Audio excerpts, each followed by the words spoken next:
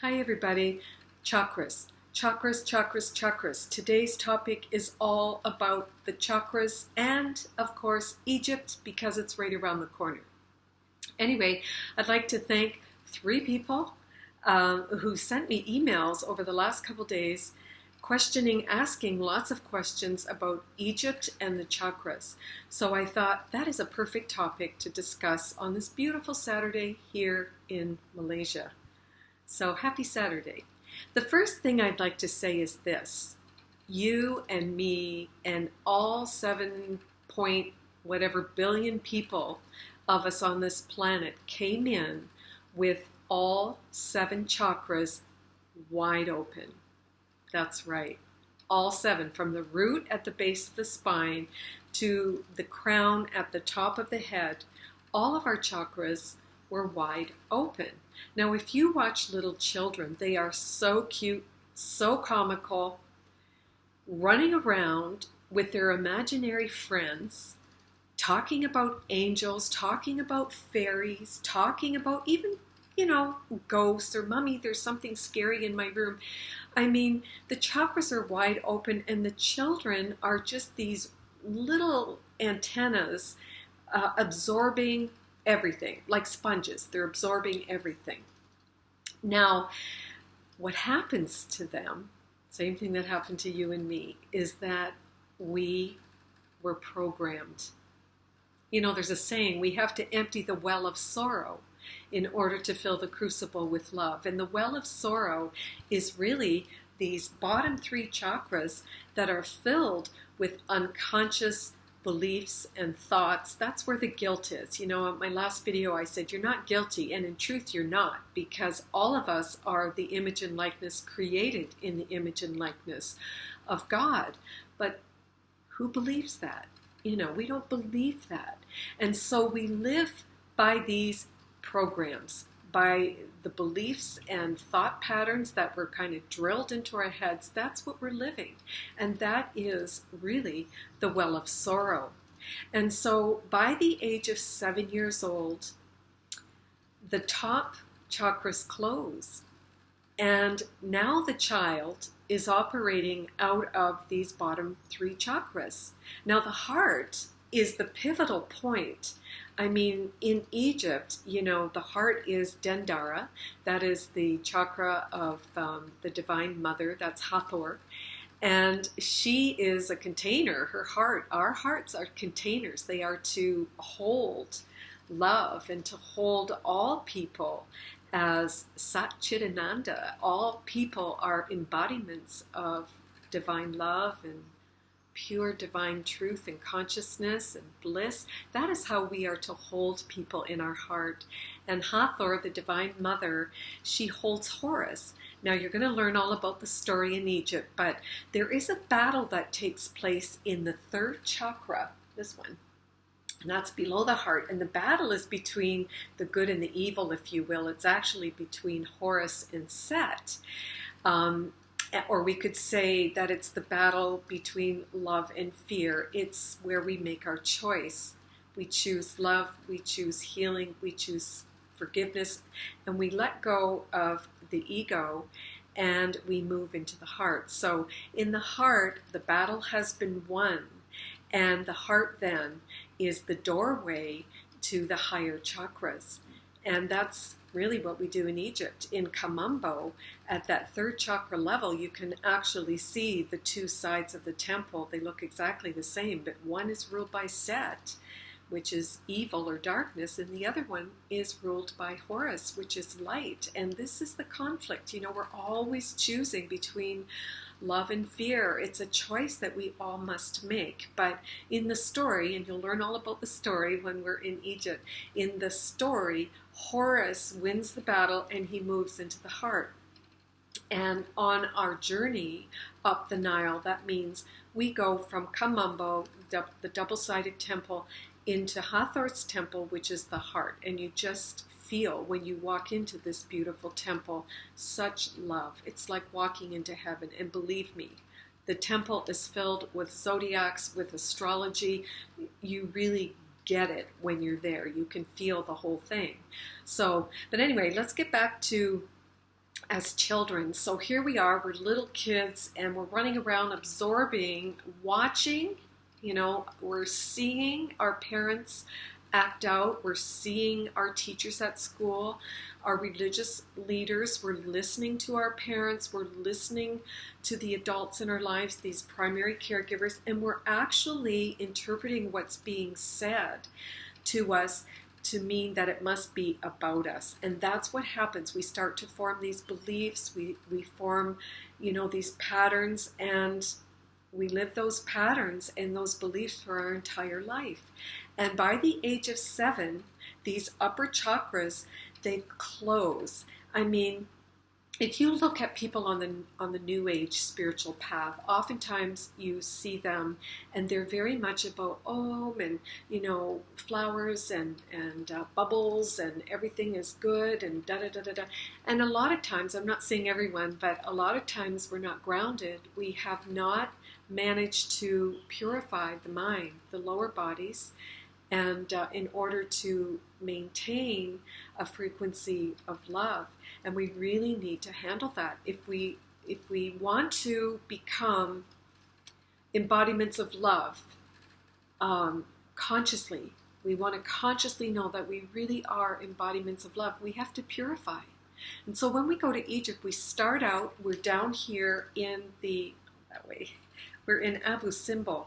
And a few years ago, Spirit gave me this message: Deanna, you've got to float around on Lake Nassar, do 3-4 days on Lake Nassar, and visit the surrounding temples other than Abu Simbel. I mean, Abu Simbel is a key temple in Egypt. It's the root chakra, if you will. You see the 4 beautiful faces of Ramses looking toward Ra on the horizon. It's magnificent. It's the beginning of creation. And we stand in truth, knowing that we really are divine embodiments of love, that we are Sat Chit Ananda, but we've been corrupted and corroded by beliefs that they really don't serve. We have to undo that and claim truth for ourselves. So when we are on Lake Nassar and we are visiting different temples, these temples have been built on ley lines by the ancient ones, and they really do evoke earth energies. They evoke feelings and emotions in you. And I've been going to Egypt for 20 years leading groups, and I'm telling you, I have witnessed so many people getting in touch with primal past life memories. All kinds of things have come up, just not by anything I said or anybody else said, just by being in the energy on Lake Nassar, the very first chakra. The color of that chakra is red. It represents earth energy, and it really is about our survival. Money, the programs around money, the programs about, am I going to be okay on earth in this body? That's that root chakra. And so a lot of work is being done energetically when we're in Egypt, just by being there in the presence of these monuments that hold frequencies. They really hold frequencies, and I can't put that into words. That is an experience. It really is truly an experience. So that's the root chakra, and after that we move up and we go to Isis. Now Phila is beautiful. That is the temple of the Divine Mother, and that's this chakra here. It's orange, and I've witnessed in that chakra temple so many women, men too, but there's been a lot with women waking up in that temple, having huge memory, and getting in touch with the female side. We've all been in that male warrior, having to fight our way through life, and something happens where we go into the Holy of Holies in that beautiful temple, and there is a profound awakening that takes place. It represents the emotional body, and being in the flow. Can I flow with what is? And the Divine Mother Isis, with her wings of grace, she's the Holy Spirit, if you will. We're awakening to a very deep part of ourself that has been sleeping. The sleeping mind, as the Course in Miracles says, the sleeping mind, the ego, making an unreal world real. And I've stood by and watched many initiates just completely come undone, if you will, which means open, just open to a whole new way of being. It's absolutely profound. So this represents the emotional body. We've gone from earth in the root chakra, we've moved up and we're in the water element, and we are in the emotional body, and we're getting into the flow of what is. Now, the whole time that we walk as initiates in Egypt, we are claiming that we are Sat Chit Ananda. In truth, we are pure truth. We are downloads of divinity. We are beautiful emanations of everything that God is. We're claiming truth as Sat Chit Ananda, and at the same time, we are letting go of of the nonsense, the beliefs and the thoughts and all this negative jargon that we have carried with us for lifetimes. We are emptying the well of sorrow. We then move to the solar plexus, which is the third chakra. It's yellow, and it represents will. You can feel it. That temple is massive. You can see power. That temple is all about power. And we do one of two things with power. We use the power of God in us to bring more of ourselves into the world as divine expressions. We use our will to take action in a way that serves everyone. Love all, serve all, Sai Baba says. And when our will is aligned, we use that power to be of good cheer, because we've overcome the nonsense of this world.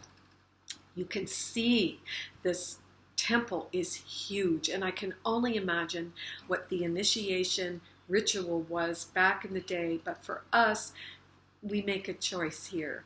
It's really about, the conflict. Am I going to choose love? Am I going to follow fear? This is really where you make that choice, and it's not always easy. We're so addicted. We want things when we want it. I want what I want when I want it. That's kind of the motto of the ego. And in order to know ourselves as embodiments of love, we've got to stop all that nonsense. Listen, we're at the lowest point of the Kali Yuga. It is a profound, amazing time to be alive on our planet. There is such an outpouring of light.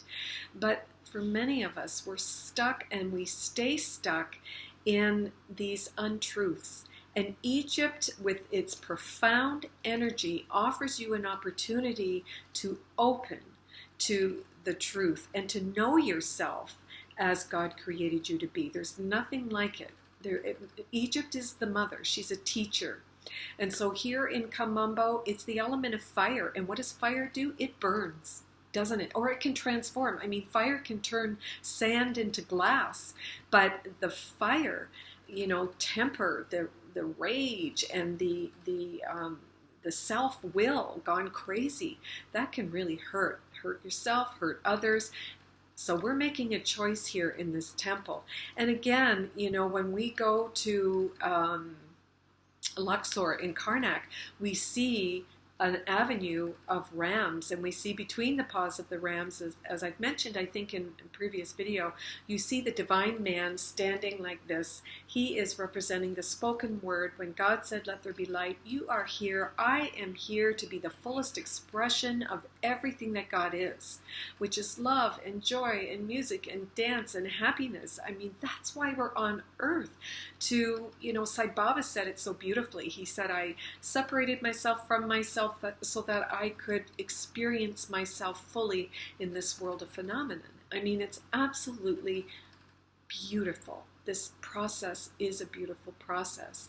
But we can't do it alone. We have to walk with spirit. We need to call upon our angels and our spirit guides, ascended masters who've all walked this path before us. They can really help us to know what to do next. And what we do know is choose love. So we move up. We've made our choice here, in Kamambo, and we're moving up to the heart, where, as I said earlier, we're with the Divine Mother Hathor. She's the gorgeous one. She is the Mother of Heaven, of the stars, astronomy, astrology. It's all there on the ceiling of her temple. She's the Fibonacci spiral, even her little hairdo. There's so many mysteries that I'll share with you when we're there. But she's the container for love, and she's holding Horus in her heart. It's a beautiful story. And we go into her crypts. We see, and feel the energy. Now remember, all of these temples are placed on strategic points. They're on ley lines, that there's a vortex of energy that's being absorbed by the stones, all the different types of stones, sandstone, pink granite, basalt. I mean, these stones hold vibration, and you can actually feel it. And this assists you in the awakening. So we move up then from the beautiful green heart chakra, and we move into the throat chakra, which is turquoise. Love the color. It's, that throat chakra is all about communication. What are you speaking into your life? How are you communicating? What are you languaging? Are you getting up every day saying, oh, I can't do it, or, I'll never amount to anything, I don't know how to play that instrument, complaining instead of creating. When you align, this chakra, when you are aligned with God, I mean, come on, you've moved into the heart, you've moved through the heart, that's the doorway, you're in the throat chakra, and you are saying, not my will, thy will be done. I am an instrument of thy peace. St. Francis' prayer, Lord, make me an instrument of thy peace. Where there is hatred, let me sow love. That is such a beautiful prayer. And when we go to India, we see, Krishna, playing the flute. And it's so beautiful, because you can think of it as God, the divine, breathing the music through the flute. Just like our beautiful body temples with all our chakras, we are divine instruments to be used for God. We don't even have to worry about what to do, what to say, where to go. If we just surrender, then our words, our thoughts, and our deeds will be so aligned with the highest will that life is pretty good. I mean, it's meant to be good, God. It's meant to be joyous. Our life is meant to be happy. We are meant to be joyous, not just sometimes, but all the time. And if we can let this divinity flow through us, we don't have to worry about anything. Everything will be done through us. Everything will be said through us. We will see things with the eyes of the divine. So we are aligning that throat chakra. And there's just so many temples. There's Luxor, and there's Abydos, the Mecca of Egypt, the ancient Mecca of Egypt. Abydos, the beautiful temple where Osiris and 6 other chambers are there to experience. And we make our way then to Saqqara. We're in the third eye chakra, the all-seeing eye of Horus, where we are seeing truth. And what is truth? You and I are created as gods. We are not self-created. We make up an ego, we make up a phantom self, a fake self full of all kinds of concepts about who and what we think we are. But when we open that third eye, that beautiful indigo light, we see ourselves as God created us, that we are truly beautiful emanations of divine light, and we see light in the world as truth, that every single person is simply an expression of God doing what they do their way. But in truth, they are emanations of the one light, and we're able to see that. That's what the truth is. Untruth is unreality. Untruth is the ego that is a fake self, and truth is you and I, all of us, all our beautiful brothers and sisters are all divine sparks of the one God, Sat Chit Ananda. That's what we are. I am God, I am God, I am not different from God. I am truth, I am love, Sat Chit Ananda. What a beautiful prayer. And from there, Sakar is amazing. It's the 6-step pyramid. We go to the Assyrian. We see the light and sound that was used for healing in the ancient days. And from there, we make our way to the crown chakra, where there's only one thing to say here, and that is, I and my Father are one. I had such a profound experience almost 20 years ago laying in that sarcophagus, and I wrote about it on my website. Literally, I laid in that sarcophagus and I could not believe what happened. And it happened. I'm here to tell you. I laid in there and I did this, and I heard coming out of the stone walls, pink granite stone of that sarcophagus, I heard thunder. And it was like a rip-roaring storm on a summer's day, that loud, crashing, rolling thunder. And I saw strobes of light. And I heard this voice while at the same time seeing DNA, like the caduceus, the Ida and Pingala. It was a double helix, 12 of them spiraling around the top of the sarcophagus. And this voice that was so deep, coming out of the bowels of the earth, if you will, saying, I am. It was like the death of the body, the death of the ego, and the birth of who I am in truth. I am not the body. I am as God created me. I am pure spirit. And laying in that sarcophagus was like a baptism of fire. My body shook. Every cell in my body came to life. I was vibrating to the highest frequency of love. I am absolutely not kidding you. And I came out of that sarcophagus with wide eyes. My inner ear was so, I could hear sounds and I could see colors and I could feel things that I had never felt. It was as though I was omniscient, omnipotent, and omnipresent. And you know what? In truth, we are.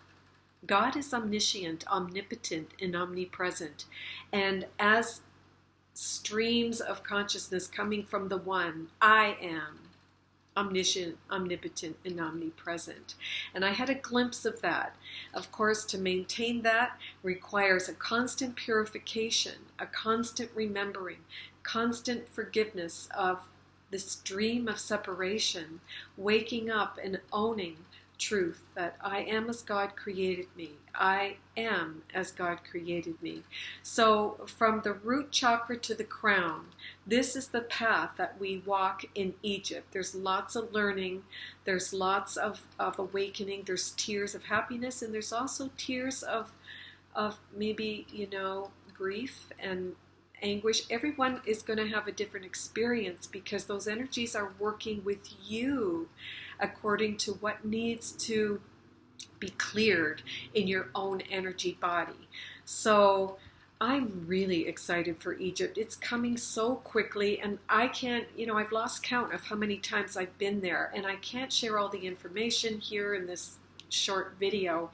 It is an experience, and yet going to Egypt is an experience. And a lot of people who've gone with me 2, 3, 5 times in a row, some 8 have been there. Every experience is different. Egypt is a teacher. That's all I can say.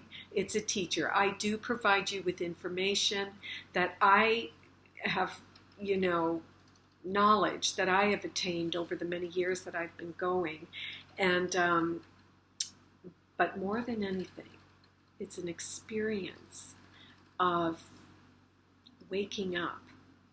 You awaken in Egypt. It's an enlightening experience because you wake up and remember, I am God. I am God. I am not different from God. I am love. I am truth. I am Sat Chit Ananda. Amen. Have a wonderful weekend. I love you all. You know that I do. And I'll be back again soon with some more good news. Bye for now.